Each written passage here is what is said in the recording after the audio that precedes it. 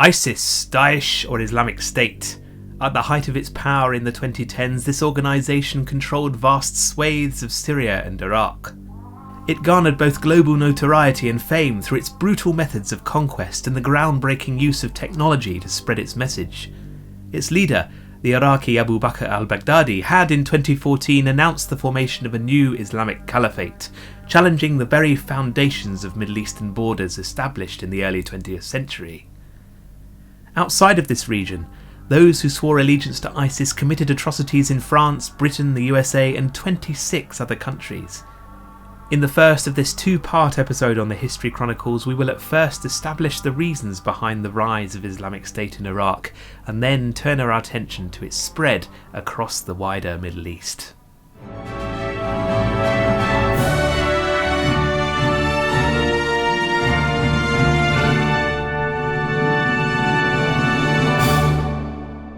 Our story in this episode begins in the Iraq of Saddam Hussein.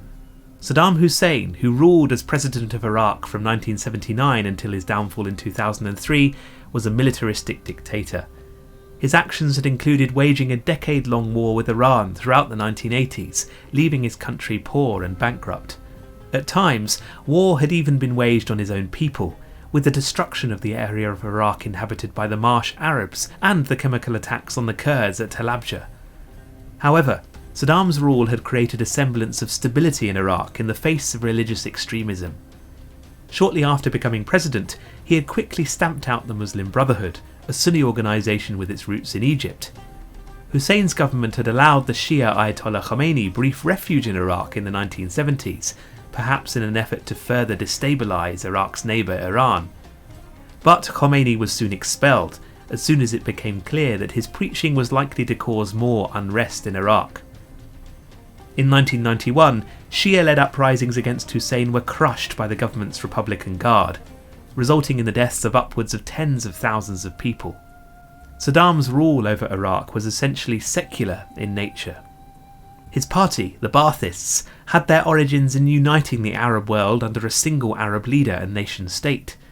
Saddam's actions, often persecuting any appearance of religious-led uprising in Iraq, displayed a violent intolerance of any form of sectarian conflict within the country's borders. Saddam Hussein was, for many years, tolerated, if not even favoured, by the US regime in Washington. The US government supported Saddam in going to war with Iran in 1980. Iran, of course, had recently undergone a revolution that had seen a new radical Shia government come to power there, led by Ayatollah Khomeini.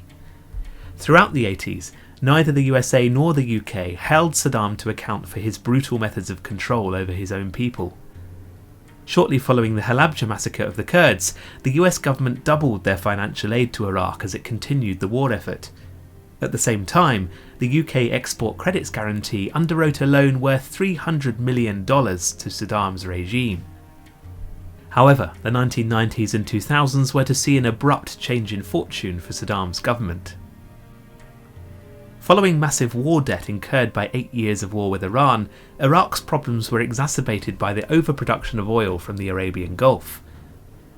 This drove down the price of oil worldwide and made it harder for Iraq to regain its losses through the sale of its own oil resources. Saddam therefore thought it prudent to invade its oil-rich neighbour Kuwait in 1991, causing the First Gulf War. This was met with force by a US-led coalition, which broke the back of the Iraqi army, but left Saddam in power. The US administration now viewed Saddam as a destabilising force in the Middle East, rather than as a friend. With the sanctions imposed on his country following the First Gulf War, Saddam now tried to use Islam for his own benefit to improve his power and popularity in Iraq. The Islamic Faith Campaign, a political drive which promoted Islamicization in the public sphere, was aimed to help Saddam develop more control over Iraq's religious institutions as a new school of Islam grew in popularity in the country. This growing school was called Salafism, literally meaning early Muslim. It refers to the practices of the early generations of Muslims who lived either during or shortly after the life of the Prophet Muhammad. As a result, Salafis often criticised many of the secular governments of the Islamic world and sought so-called purer practices of Islam. The Salafis were not exactly new. They had long existed in Saudi Arabia, but in the 1990s they had grown in influence in Iraq. One such Iraqi who leaned towards Salafism was a man called Abu Ali al-Anbari.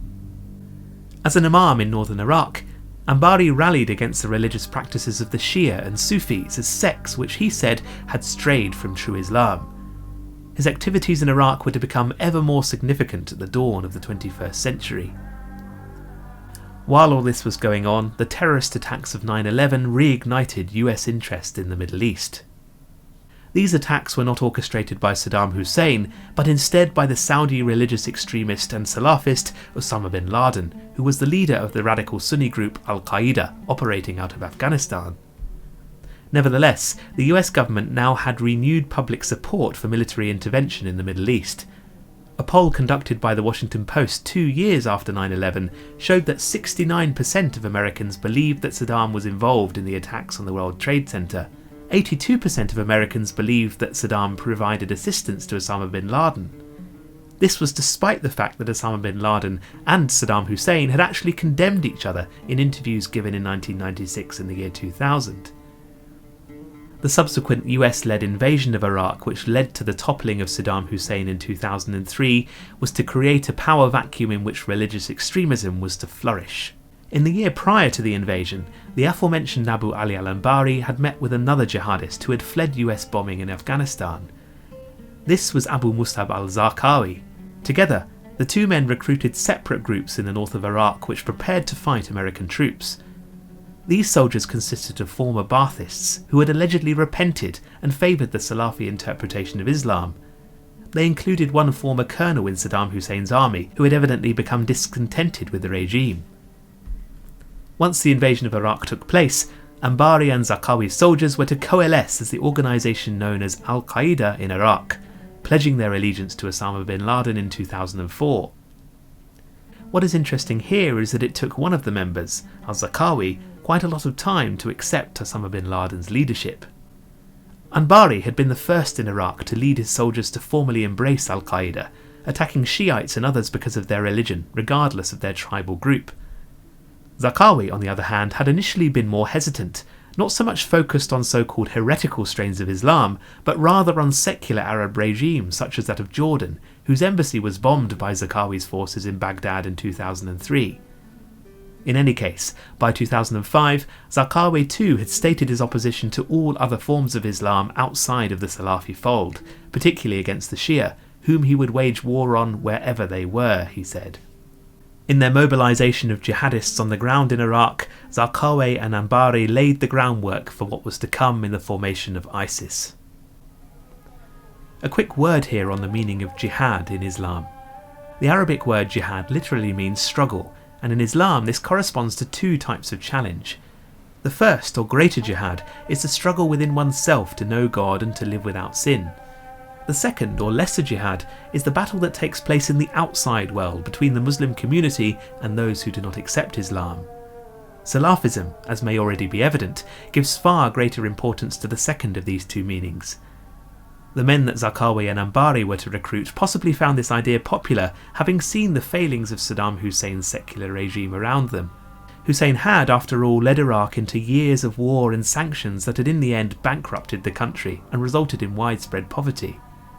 Iraq was now also on the receiving end of a US-led invasion which clearly fit the mould for the East meets West narrative preached about by Osama bin Laden and the Al-Qaeda leadership.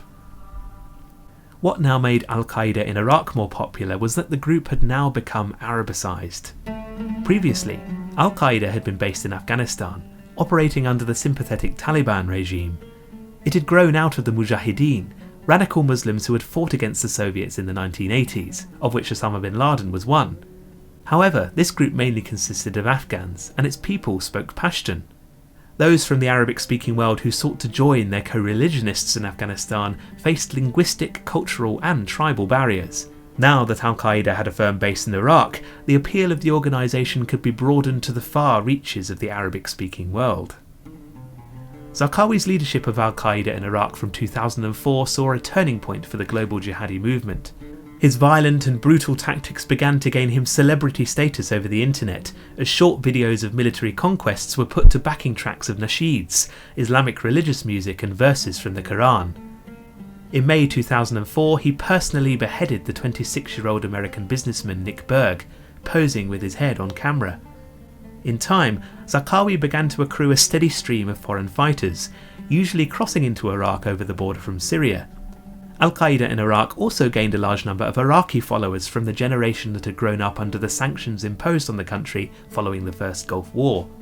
Zarqawi condemned the Shia in Iraq, accusing them of colluding with the Americans, and on several occasions targeted them in all-out warfare. In March 2004, 185 Shia pilgrims were massacred in Baghdad and Karbala as they gathered to celebrate the Ashura festival. Zarqawi also gained significant support among the Sunni population of Iraq, opposing both the American-backed regime and Iraq's Shia communities. His brutality stretched even outside Iraq's borders when, in 2005, his movement organised a triple suicide attack in Amman, Jordan, killing a large number of Jordanians and Palestinians who were celebrating a wedding. So indiscriminate were Zarqawi's methods that even Osama bin Laden grew concerned. Part of bin Laden's agenda was to push for attacks on US targets. Zarqawi appeared more focused on sectarian war with other Muslim groups and those who cooperated with the now Shia-led regime that governed Iraq. The leader of al-Qaeda in Egypt, Ayman al-Zawahiri, an ally of bin Laden, also privately criticised Zarqawi's actions for damaging al-Qaeda's networks of support abroad. In 2006, Zarqawi was demoted by bin Laden from the leadership of al-Qaeda in Iraq. It was now renamed Al-Qaeda in the Land of the Two Rivers. In the same summer, Zarqawi was tracked down and killed by the US military. Following Zarqawi's death, Al-Qaeda in the Land of the Two Rivers was again rebranded as the Islamic State of Iraq. Zarqawi had been a significant force in the development of Jihad. Join me for part 2 of The Rise of ISIS to see how his methods, and particularly his acts of brutality, set a violent precedent for further sectarian warfare in the Middle East. I very much hope that you enjoyed this episode of the History Chronicles. Please do join me for the next episode, part 2 of The Rise of ISIS. Subscribe, like this video if you can, and also support us on Patreon if you're able. See you again for some more history.